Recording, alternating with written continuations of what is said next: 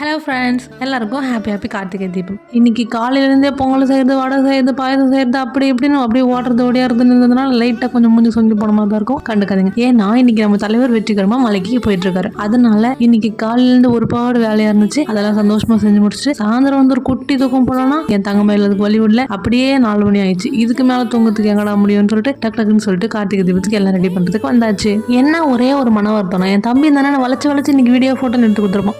ஆனா என்ன எடுக்கிறதுக்கு இன்னைக்கு ஒரே ஒரு ஆள் கூட இல்லை. அப்ப கூட என்ற சாமி கிட்ட கொஞ்சம் காலில் உள்ளது குறையா கெஞ்சி தம்பி கொஞ்சம் எடுத்து கொடுறான்னு சொல்லிட்டு எங்க இன்னொரு தம்பி வச்சு போட்டோ எடுக்கணும். அவன் கரெக்டா 4 போட்டோ தான் எடுத்து கொடுத்தான். சரி பரவாயில்ல நன்றி அப்படின்னு சொல்லிட்டு மனசுக்குள்ள நன்றியை சொல்லிட்டு அனுப்பிச்சாச்சு. எந்த விதமான பிரச்சனையும் இல்லாம எந்த விதமான கஷ்டமும் இல்லாம சந்தோஷமா போச்சு இன்னைக்கான விசேஷங்கள். அதுக்கப்புறமா வீட்டுக்கு வந்ததுக்கு அப்புறம் இந்த பணிகள் எல்லாம் தான் நான் செஞ்சுக்கிட்டு இருந்தேன். எப்படி ப்ராப்பரான குடும்ப அயன் பாக்ஸா மாறிட்டு நானே கமெண்ட்ல சொல்லுங்க. என்னதான் இதெல்லாம் ப்ராப்பரா செஞ்சுட்டு இருந்தாலும் என் மைண்ட் எங்கடா போகுதுன்னா அந்த பெட்ரூம் குள்ள தான் போகுது. ஏன்னா என் பாப்புக்குட்டி என் தங்கமையில அங்கதான் தூங்கிட்டு இருக்கா. எப்ப ஏன் வெயின் அழுவான்ட்டு யாருக்குமே தெரியாது. டைமர் வச்சு விட்ட மாதிரி வேகமா செஞ்சு முடிச்சதான் உண்டு.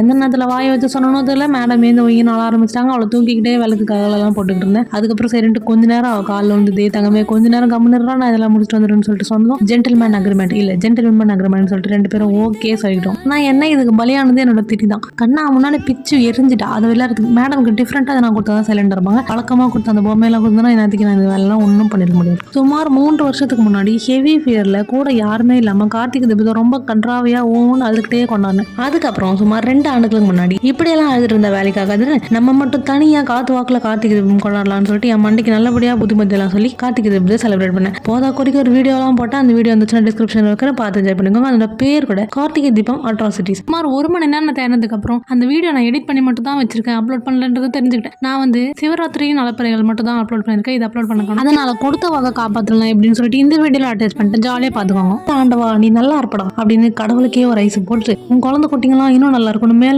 2 டப்பா ஐஸ் தூக்கி போட்டு அப்படியே போயிடலாம்னா மனசு கேட்கல. எதுக்காக இந்த ஐஸ் எல்லாம்னு பார்த்தா லைட்டா கொஞ்சம் ஒரு சில நம்ம வேண்டதெல்லாம் வெயிட்டிங்ல வச்சுட்டு இருக்கீங்க, அதையும் கொஞ்சம் அப்படியே டிக்கெட் போட்டு விட்டீங்கன்னா நாங்களும் சந்தோஷமா கொண்டாடிப்போம் அப்படின்னு சொல்றதுக்காக இந்த ஐஸ் டப்பா. அப்படியே இந்த வீடியோ நீங்க பாத்துட்டு இருக்கீங்கன்னா நீங்க எல்லாரும் கண்டிப்பா ஒரு நல்லவங்களா தான் இருப்பீங்க. அதனால போற போக்குல ஒரு பொது சேவனை நம்ம சேனலையும் சப்ஸ்கிரைப் பண்ணி சப்போர்ட் பண்ணுங்கன்னு சொல்லிட்டு உங்ககிட்ட கனிவான வேண்டுகோள் வச்சுக்கிறேன். ஏற்கனவே சப்ஸ்கிரைப் பண்ணிட்டு நினைச்சீங்கன்னா ஒரு ஹார்ட்னு போட்டு விட்டு போங்க. 2024 கார்த்திகை தீபம் இப்படிதான் போச்சு. பாய்.